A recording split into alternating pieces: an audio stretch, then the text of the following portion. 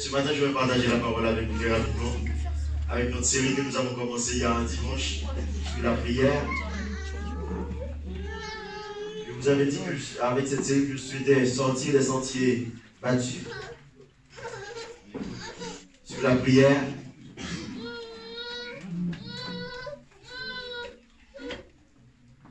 Et en termes de rappel, dimanche dernier, je vous avais dit que la prière, c'est le point commun de toutes les religions du monde. Toutes les religions sont d'accord sur la prière.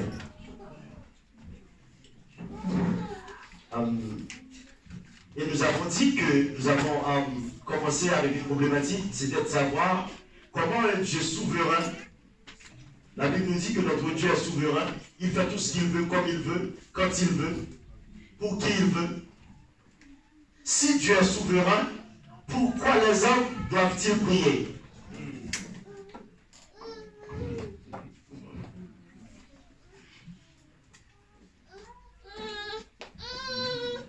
Et là, nous avons, avec cette problématique, nous avons commencé à chercher à comprendre la raison d'être de la prière. Parce qu'il y a des gens qui prient religieusement, traditionnellement, routinièrement, sans jamais se poser la question, quel est le but de la prière? Pourquoi Dieu a institué la prière?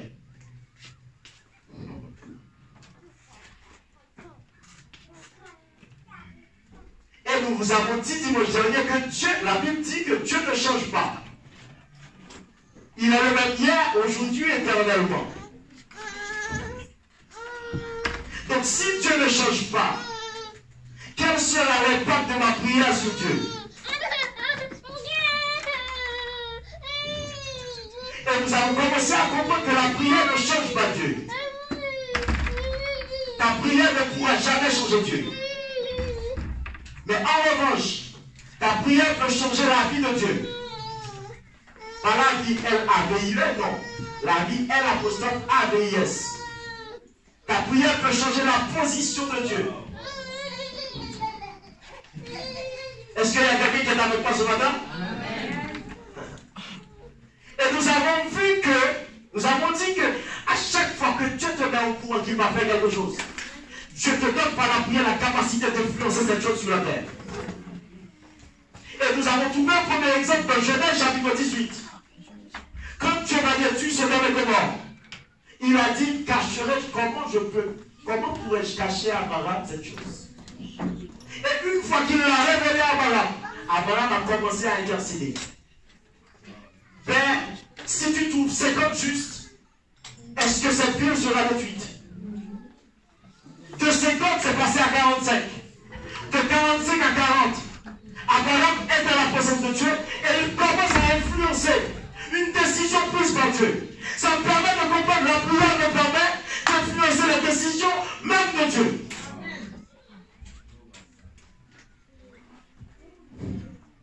De 40, c'est passé à 10. Et finalement, Abraham n'a pas pu trouver 10 justes. Et la décision de Dieu a été appliquée à cette ville. Est-ce qu'il y a quelqu'un qui est avec moi ce matin? Amen. Et nous avons dit que par la prière, tu peux même changer les arrêts pris par Dieu. Dieu, dans 2 Rois 20, a dépêché le prophète chez le roi Ézéchias. Vous lui dites que tu vas mourir. Arrange tes affaires, la décision est prise. Ézéchias va dans la prière. Et il dit, Père, non, je ne peux pas utiliser Père. Parce que la révélation du Père, ça vient avec le Nouveau Testament. Dans l'Ancien Testament, tu vas trouver personne qui a prié Dieu comme son Père. Restons là. Nous verrons ça un peu plus loin dans la série sur la prière. Seigneur Dieu, souviens-toi que je marchais devant ta face, dans l'intégrité de la fidélité. Voilà pourquoi je vous ai dit, ta fidélité te servira un jour. Amen. Ton intégrité devant Dieu te servira un jour. Je ne sais pas quand. Mais tu auras besoin un jour, dans un moment de ta vie, tu auras besoin de ta fidélité. À ce moment, ça c'est peut-être ta seule cartouche que tu pourras tirer devant Dieu ou devant une situation. Parce que Ézéchias a dit, souviens-toi comment je marchais devant toi. Et ça a changé la décision. Dieu a décidé de changer de décision. Il a dit, je t'accorde encore 15 années. Et voilà pourquoi je vous ai dit, par la prière, Tu pourras même changer le jour de ta mort. Oh, je parle à quelqu'un ce matin.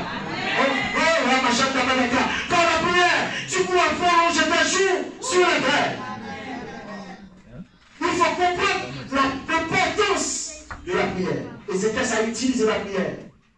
Et la Bible dit le prophète n'est même pas encore arrivé dans la cour. Que l'Esprit de l'Éternel lui parle, lui dit, tu dois faire demi-tour.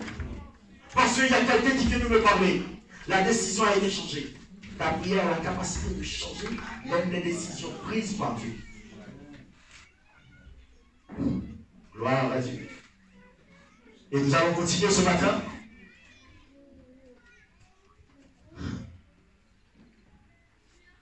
Nous allons voir encore un autre point. Dans Matthieu chapitre 16, verset 18, rapidement. Vous comprenez l'importance de la prière.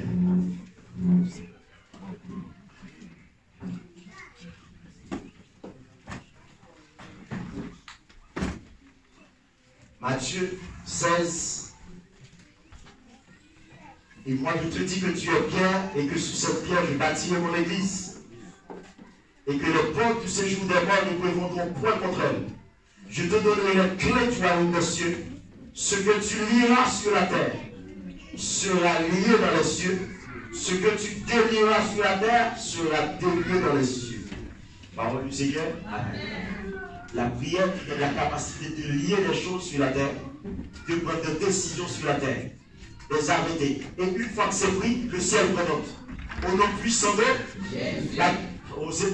c'est Jésus qui dit, ce que tu lieras sur la terre sera lié dans les cieux. Ce que tu délieras sur la terre sera délié là-haut. Par la prière, tu peux lier les choses. Par la prière, tu peux délier les choses. Au nom puissant de Jésus. Il faut comprendre la prière. Il ne faut pas prier pour prier. Mais il faut prier avec la révélation de Dieu. Je parle à quelqu'un ce matin. Il faut comprendre que quand tu es à genoux chez toi, dans ta chambre, tu fermes la porte. Tu es devant Dieu. Tu as la capacité d'influencer beaucoup de choses. Tu as la capacité de prendre l'autorité sur beaucoup de situations dans ta vie. Par la prière. Et c'est ça la raison d'être de la prière.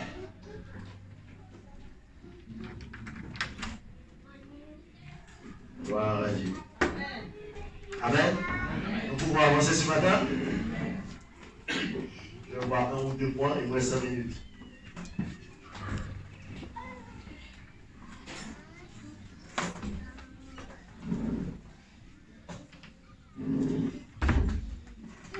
Et nous allons voir ce matin un point que le Saint-Esprit a mis sur mon cœur cette semaine.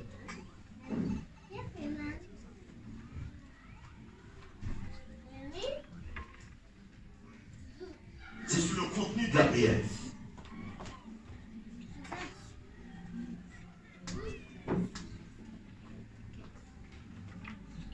Quand je vais dans la prière,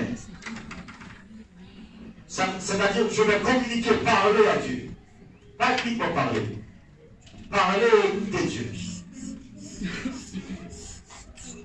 Mais quel est le contenu? Avec quoi? Quels sont les ingrédients? Avec quoi comme argument que je dois me présenter devant Dieu?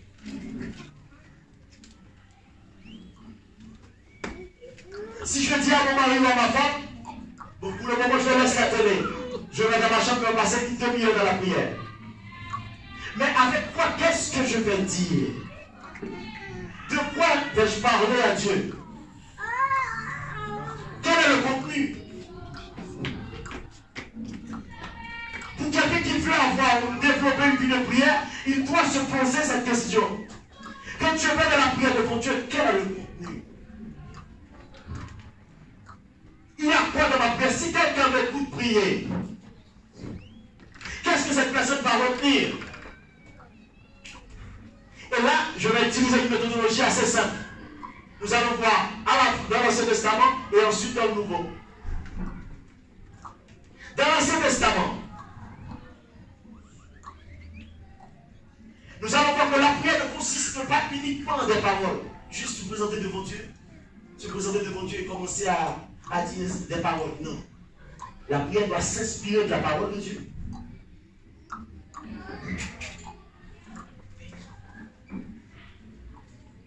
nous allons voir que la prière doit s'inspirer de notre parcours personnel avec Dieu. Et ensuite, la prière doit porter sur notre vie.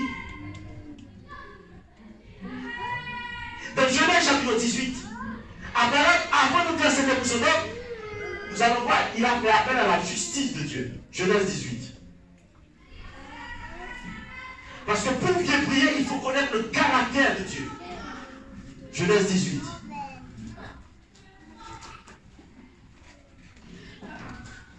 Verset 23. Abraham sautait en présence de l'Éternel. Abraham s'approcha et dit, feras-tu aussi périr le juste avec le méchant? Verset 25.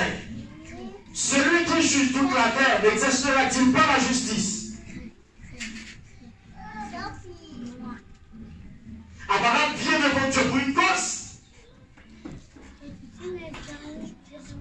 Et comme lui, il est au courant, il sait que Dieu est juste, il vient et il se présente devant Dieu, il évoque l'une des qualités de Dieu, la justice. Ça me fait comprendre à chaque requête. Chaque fois que j'ai une requête, je me présente devant Dieu. Je dois connaître le caractère de Dieu par rapport à cette chose. Et je dois savoir comment je vais l'évoquer devant Dieu. Abraham a évoqué la justice parce qu'il cherche le pardon de Dieu pour sa vie. Amen. Nous allons voir un deuxième exemple. C'est dans 2 Chroniques chapitre 20.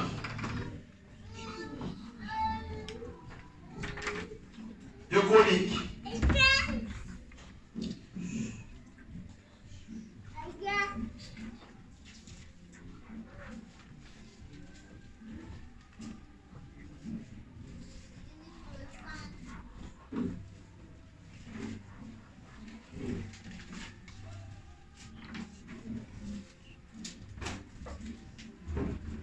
Verset 6, nous allons voir la prière de Josaphat. Josaphat se présenta au milieu de l'assemblée de Juda et de Jérusalem dans la maison de l'Éternel, devant le nouveau parvis, et il dit, Éternel Dieu de nos pères, n'es-tu pas Dieu dans les cieux, n'est pas toi qui domine sur tous les royaumes des nations? N'est-ce pas toi qui en mets la force et la puissance, et à qui nul ne peut résister? N'est-ce pas toi, ô notre Dieu, qui a chassé les habitants de ce pays? Ainsi de suite. Josaphat vient et il commence à évoquer la domination, la puissance de Dieu. Pourquoi? Il cherche la victoire. Tu peux pas venir prier pour avoir la victoire et tu évoques la justice de Dieu. Ça, c'est une prière incohérente. Il cherche la victoire face à un peuple. Il évoque la puissance, la domination de l'Éternel, la force de Dieu. Abraham voulait le pardon. Il a évoqué la justice. À chaque requête correspond une facette de Dieu.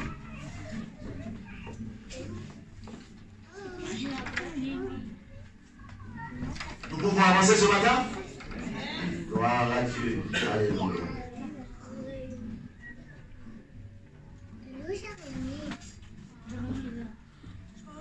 Dans le psaume 51, David, après avoir péché, très rapidement,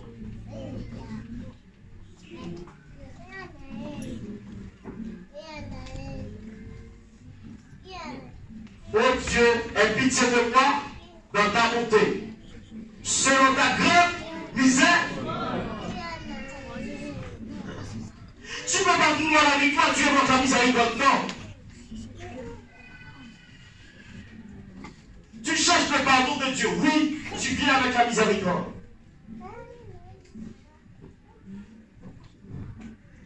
Parce qu'il sait, à partir du moment où tu commences à évoquer devant Dieu la miséricorde, le Seigneur va comprendre quelque chose. Et de ta prière, tu dois permettre à Dieu de comprendre quelque chose venant de toi.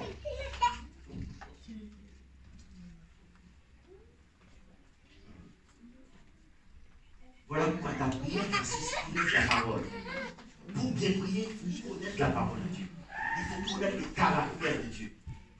Ça veut dire qui est Dieu vraiment? Pour bien prier, maintenant dans les milieux évangéliques, on a entraîné les gens dans la prière. Alors que les gens, ils n'ont même pas pris le temps d'étudier la parole pour bien comprendre le caractère, les qualités de Dieu.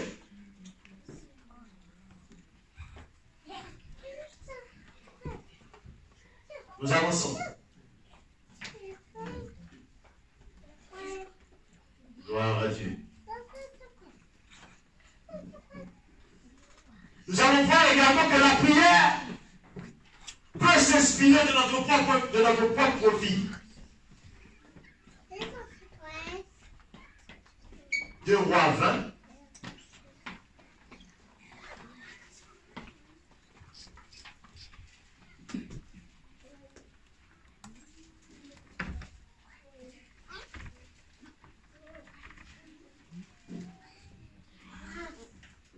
Verset 2 pour aller rapidement. Ézéchias tourna son visage contre le mur et fit cette prière à l'Éternel. Ô Éternel, souviens-toi que j'ai marché devant ta face avec fidélité et intégrité de cœur. Et j'ai fait ce qui est bien à tes yeux. Je vais te dire, si ton passé est bon devant Dieu, il peut te servir d'argument dans la prière. À un certain moment, tu pourras évoquer ton propre passé comme argument de la prière. Ézéchias n'a même pas parlé de Dieu. Il a reçu la nouvelle, il s'est présenté, il n'a même pas dit Dieu, tu es bon, tu es miséricordieux, tu es bon bâtissant, tu es juste. Non. Il est venu devant Dieu avec son passé. Pourquoi? Parce que son passé était bon.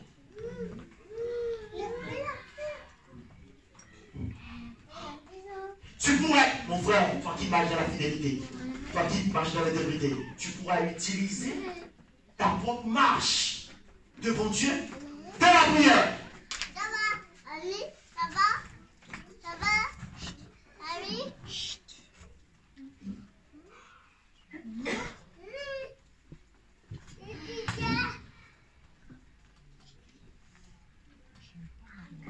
Et ce point nous montre que dans la prière, nous pouvons évoquer notre passé pour sécuriser notre futur. Je parle à quelqu'un ce matin.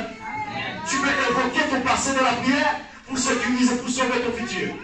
Ézéchias a évoqué son passé et il a sauvé 15 années. Amen. Tu peux, jeune fille, si tu parles de la sainteté correctement, tu pourras évoquer ton passé pour sauver ton futur devant Dieu.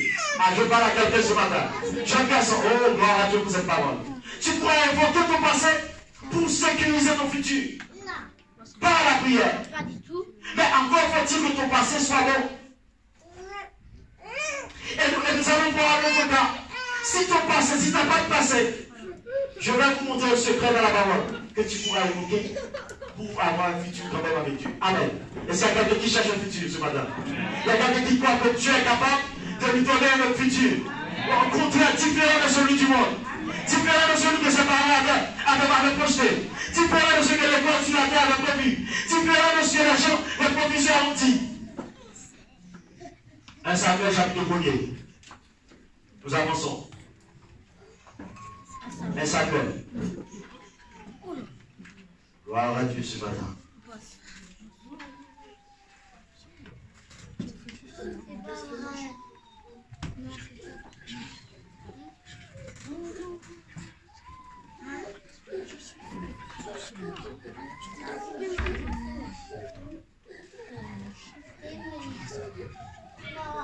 Mais Samuel, chapitre 1er, verset 11. C'est Anne qui prie. Anne fit un vœu en disant, Éternel des armées, si tu daignes regarder l'affliction de ta servante, si tu te souviens de moi et n'oublies point ta servante, si tu donnes à ta servante un enfant mâle, je le consacrerai à l'Éternel pour tous les jours de sa vie. Et le rasoir ne passera point sur sa tête. Amen. C'est quoi? Ça nous apprend quoi?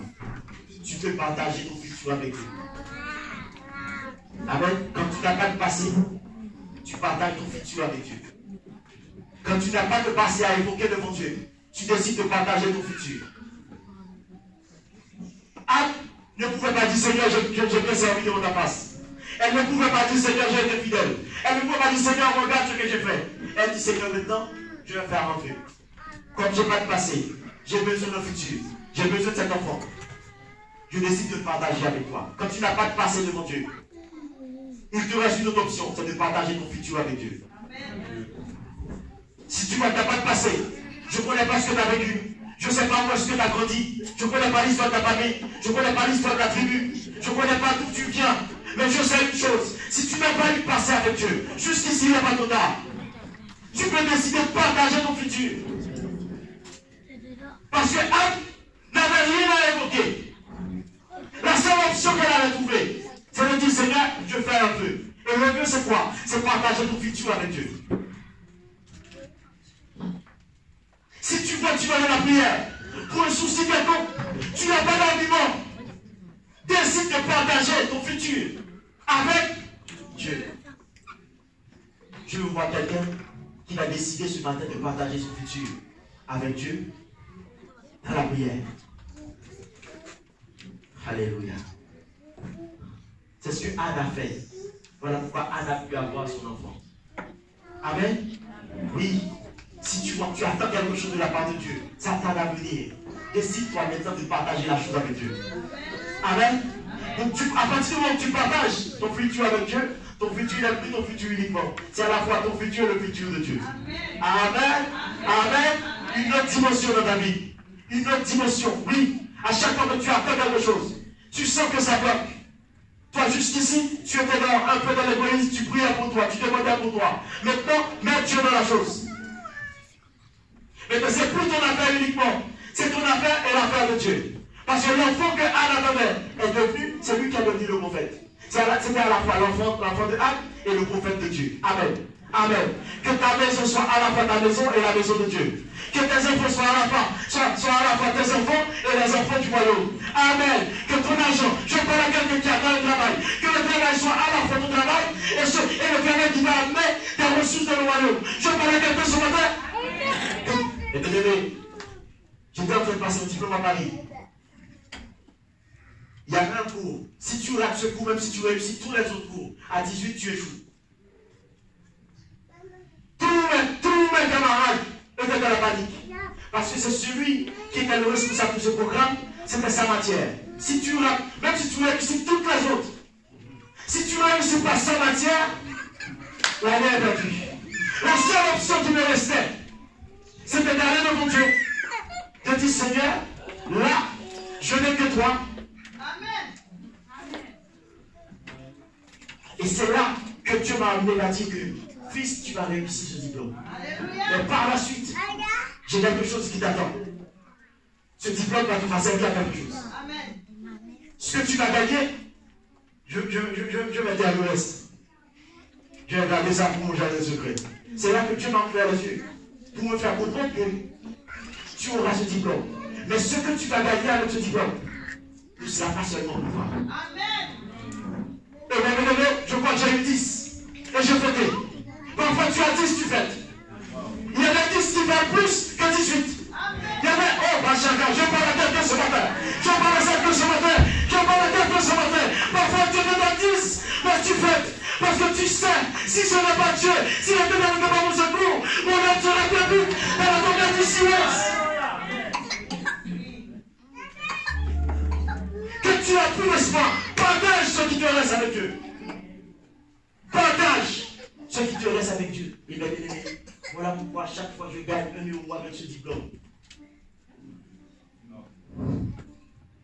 Malheur à moi, malheur à ma vie, si j'oublie Dieu. Alléluia. Parce que je sais, c'est lui qui est allé chercher. Mais il y a des choses que tu possèdes, que tu as, c'est Dieu lui-même qui est allé chercher cette chose. Parce que tu avais décidé de le partager. Amen. Amen. Quand tu n'as plus de passé, quand tu n'as plus de soutien, partage ce qui te reste comme futur avec Dieu. Que Dieu vous bénisse. Amen. Levons-nous ensemble, nous allons prier ce matin. Levons-nous ensemble. Et nous allons prier.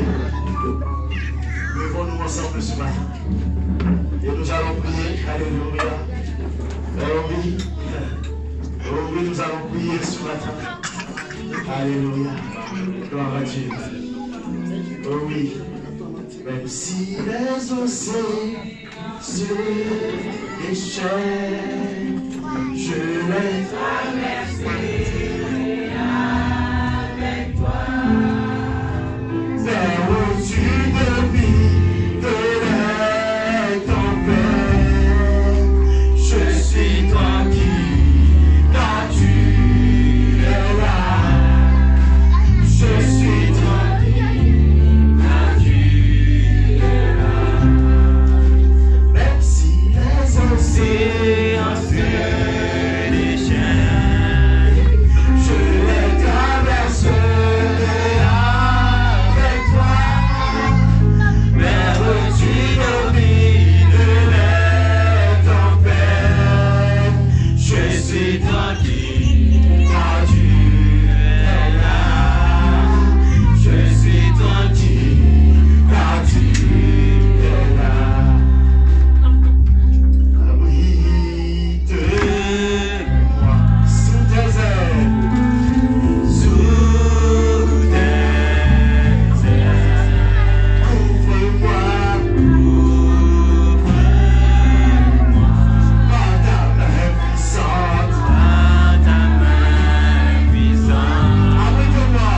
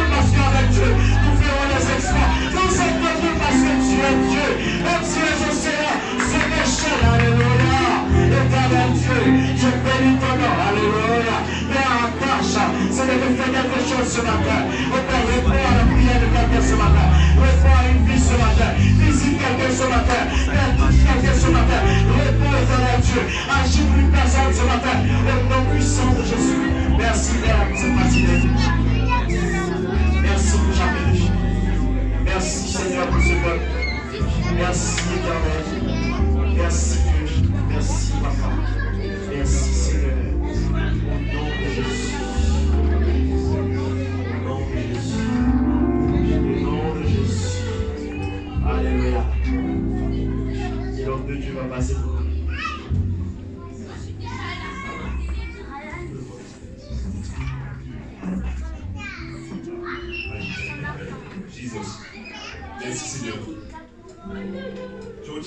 chose que ce qui est dit. Est-ce que vous savez c'est quoi? Parlons de l'alliance, la descendance. Et c'est toi qui es la main de Dieu encore, qui continue l'œuvre de Dieu sur terre par le Saint-Esprit. Je retiens également, si ce message, qui est la prière. Et je crois que le Seigneur de Dieu, si c'est ce matin, il veut que plusieurs retrouvent une intimité, une communion, et passe à une autre dimension. Voilà, dans ce terme que je bénis le peuple de Dieu, Père, dans ton nom. Alors que nos mains sont levées. Esprit du Dieu vivant, toi seul peux faire et créer une intimité profonde dans la vie de chacun d'entre nous. Tu entres dans les foyers, tu entres dans les familles, tu entres par ton esprit dans notre esprit pour nous communiquer la vie du royaume. Nous sommes de passage, nous sommes pèlerins sur terre, mais nous sommes aussi des envoyés, missionnés, mandatés en mission pour impacter, influencer, toucher, ramener des abattoirs. C'est ainsi que je bénis ton peuple. Il y a une alliance et qu'il y a une intimité. J'ai dit qu'il y a une alliance, mais qu'il y a une intimité profonde.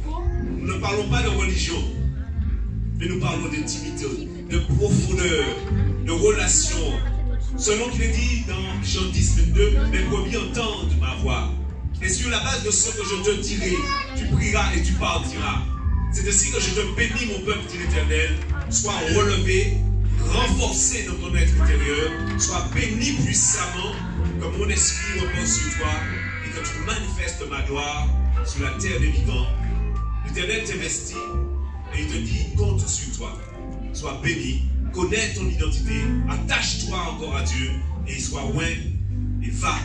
L'Éternel est avec nous. Soyons bénis au nom de Jésus. Amen.